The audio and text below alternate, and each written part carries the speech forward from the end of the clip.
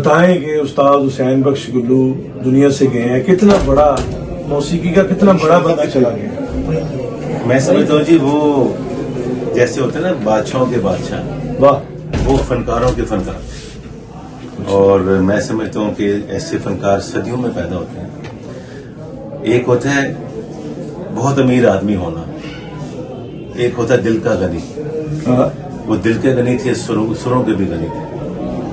کیا بات انہوں نے کیا اچھا انہوں نے کام کیا. اور میں سمجھتا ہوں کہ میرے جو دیکھیے لتا جی نے بھی آج ان کے حق میں گواہی دے دی، اور میں سمجھتا ہوں میرا ان سے بہت زیادہ پیار تھا. میرے بیٹے عمار بیگ کا بہت پیار تھا. ان کو آ کے انہوں نے خود ان کی جو سب سے فیورٹ عمار کی غزل تھی وہ سکھائی، سونی جی تیرا دغا میں کماؤں گا، تیرا کرے میں مر جاؤں. تو بڑا اچھا ان کے ساتھ میرا تعلق ہے، اور آگے ان کے بچوں سے بھی رہے گا.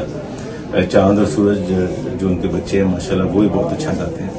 تو اللہ تعالیٰ میں صرف دعا کرتا ہوں اللہ تعالیٰ ان کو جواری رحمت میں جگہ عطا فرمائے، اور ان کے بچوں کو صبر جمیل عطا فرمائے. اور سر یہ بتائیں کہ یہ پاکستان میں تو ان کا جو ہے وہ غم منایا گیا، ہمسایہ ملک میں بہت غم منایا گیا. بالکل. میں نے سونو نگم کو میں نے میسج کیا تھا، ابھی خان صاحب راحت صاحب کو میں نے بتایا، ان کو پتا نہیں تھا. پھر انہوں نے سوشل میڈیا پہ میسج دیا اپنا. میں نے کہا جی خان صاحب بڑے افسوس کر رہے تھے. خان صاحب آدھے منٹ کے لیے چپ کر گئے. راحت بھائی پھر سونو نگم کو میں نے بتایا، انہوں نے بھی افسوس کیا ان کے بچوں سے. تو میں سمجھتا ہوں یہ پاکستان کی شان تھے، پاکستان کی آس ہے.